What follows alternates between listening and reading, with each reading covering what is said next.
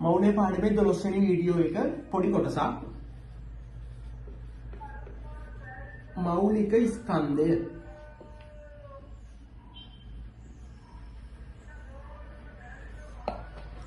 අපි ගත්තා මෞලයක් කියන්නේ දැන් මොකක්ද කියලා ඔයාලා දන්නවා. මූලද්‍රව්‍යයක පරමාණුක හෝ අණුවක සාපේක්ෂ පරමාණුක ස්කන්ධයට හෝ සාපේක්ෂ අණුක ස්කන්ධයට සමාන ග්‍රෑම් ගාණක් තුල තියෙන පරමාණු ගාණනේ පරමාණු හෝ අණු ගාණනේ මෞලය කියලා කියන්නේ. හරි. දැන් කාබන් වල නම් ග්‍රෑම් 12ක් ඇතුලේ එක මෞලයක් තියෙනවා. කොහොමද මේ කාබන් සාපේක්ෂ පරමාණුක ස්කන්ධය? ඒකට සමාන ග්‍රෑම් ගාණක් කියන්නේ එක මෞලයක් හෙවත් පරමාණු අවගාඩ්‍රෝ සංඛ්‍යාව.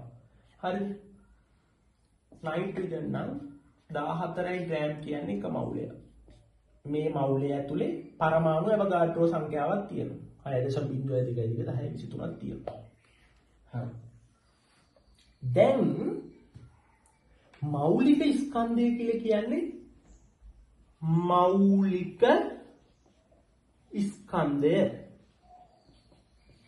මෞල එකක ස්කන්ධය. මේක කැඩුවට පස්සේ මෞල එකක තියෙන්නේ සිංහල වල මේ මොනවද කියන්නේ සංදි වල තියෙන්නේ මෞලික ස්කන්ධය. මෞල එකක ස්කන්ධය. හරිනේ?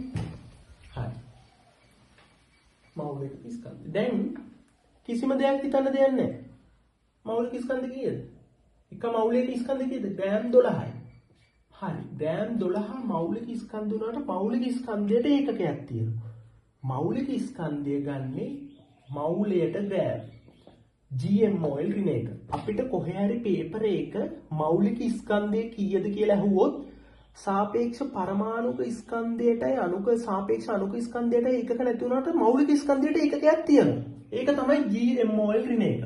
දැන් නයිට්‍රජන් වල මෞලික ස්කන්ධය වුත් ඔයාලා ග්‍රෑම් 14 කියලා ලියුවොත් වැරදි.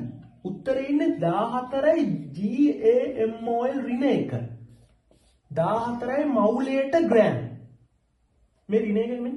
මෞලයට කියද්දි තමයි ඍණ එක එන්නේ. හරි? 54යි මෞලයට ග්‍රෑම්. ඔන්න ඔහොමයි මේක හැදෙන්නේ. මේ මෞලයට කියන එකට තමයි මේ ඍණ අකුර. මෞලයට ග්‍රෑම් 54 නම් මෙහෙමයි කියන්නේ. දැන් මෞලික ස්කන්ධයට එතකොට මෞලික ස්කන්ධයේ ඒකකය තමයි ග්‍රෑම්. මෞලයට ග්‍රෑම්. මෞලික ස්කන්ධයේ ඒකකය. අපේ පේපරේ කොහේ හරි අහුවොත් මෞලික ස්කන්ධ ලියන්න කියලා අපි ලියන්න ඕනේ මෙහෙම. අපෙන් අහනවා කාබන් වල මෞලික ස්කන්ධ කීයද? කාබන් 12යි මෞලයට ග්‍රෑම්.